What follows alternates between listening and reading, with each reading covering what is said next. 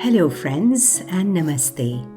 Welcome back to the sacred space with me, your host Preetha Lal, as we spend time reading the book Eternal Values for a Changing Society by the late Srimad Swami Ranganathanandaji. As you are aware, if you're following this podcast, Swamiji was the 13th president of the Ramakrishna Matan Mission, but he was also so much more. He was a scholar, a spiritual ambassador, a philosopher, a teacher. This multi-volume treatise that I have decided to read to you through this podcast is a testament to the breadth of his knowledge, the depth of his wisdom, and his ability to articulate the expansive text of spirituality through references and incredible wisdom. In today's episode, the Swami introduces some very profound and poignant perspectives that will have lasting impact as we delve further into the eternal values and their relevance in the modern day. He first talks about the infinite scope of the Sanatana Dharma and its ultimate objective to empower and enable man reach the divine. He then goes on to talk about yoga as a way to making this happen. Following this, he expounds on the essence of Sanatana Dharma being that of acceptance and not mere tolerance. And finally concludes this chapter discussing the liberating influence of Vedanta on mind and thought. Let us begin. Sanatana Dharma, its infinite scope.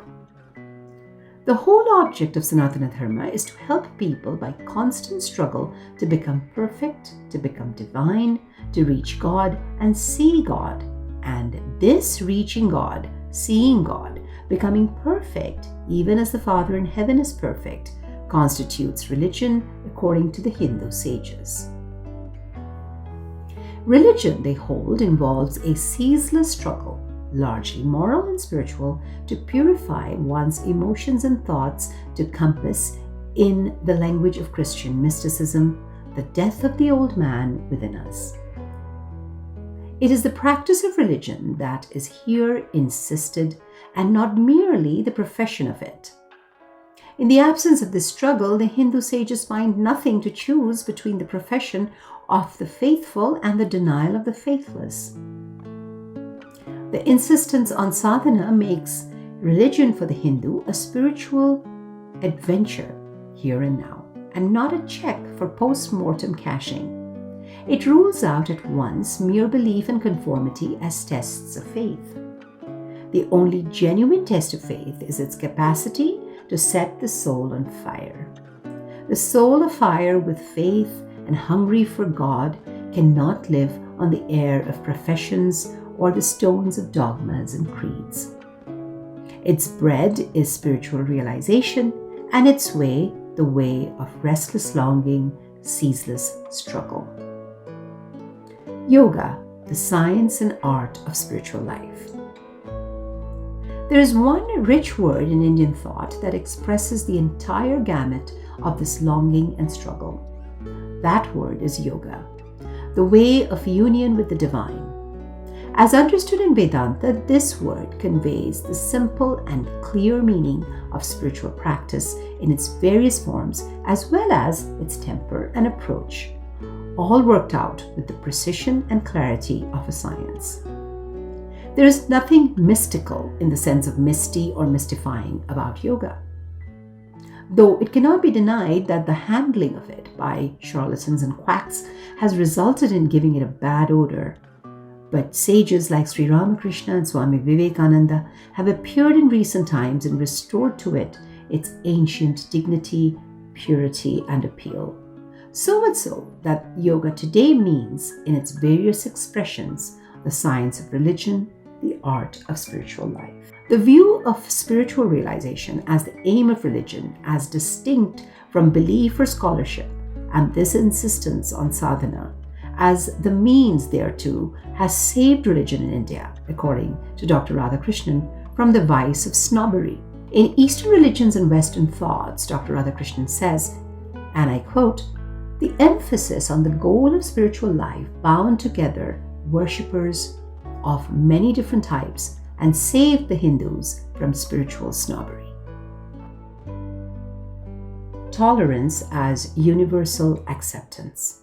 The second impact of the Vedantic worldview on life is harmony and positive fellowship. Sanatana Dharma teaches not mere toleration, but universal acceptance.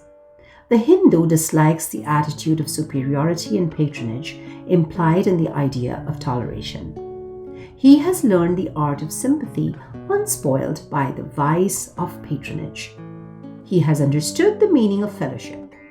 Says Swamiji in his Chicago speech, and I quote, "To him, all religions, from the lowest fetishism to the highest absolutism, mean so many attempts of the human soul to grasp and realize the infinite, each determined by the conditions of its birth and association.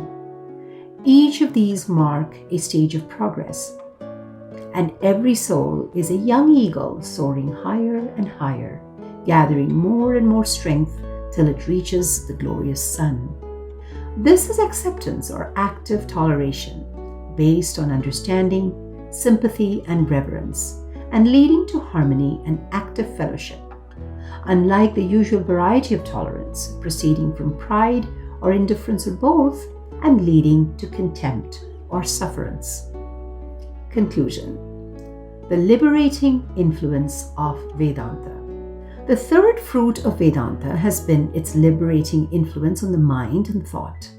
Itself the product of a rational endeavor, it has released the human mind from creedal anchors and allowed it to reflect on life and experience and find truth.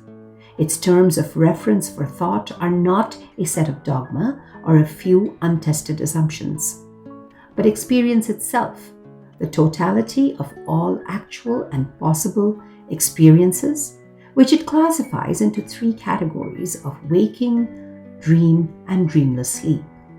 The reality of it preaches is what it finds and experiences after a sifting inquiry, the reality of the pure and changeless self beyond all cause and effect.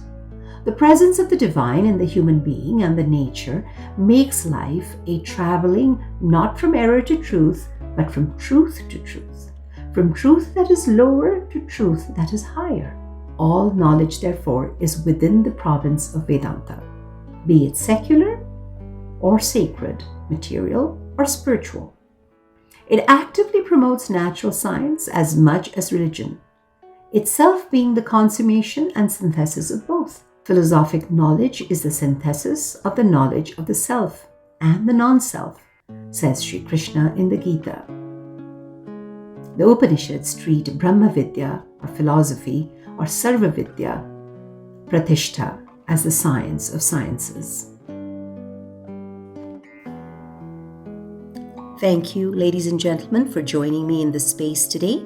It will interest you to know that as we have concluded this chapter, this was also a 2-session talk of the Swami presented over All India Radio in Delhi on the 17th and 24th of February in 1950.